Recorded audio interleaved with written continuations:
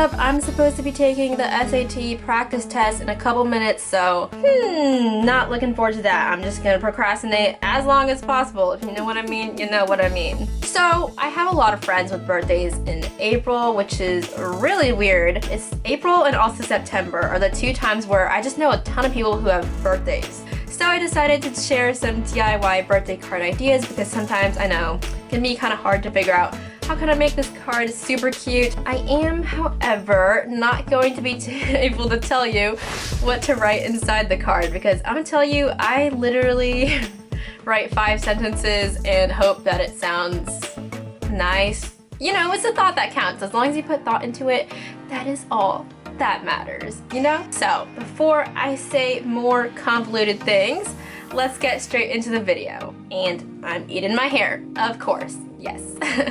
Okay, let's do this.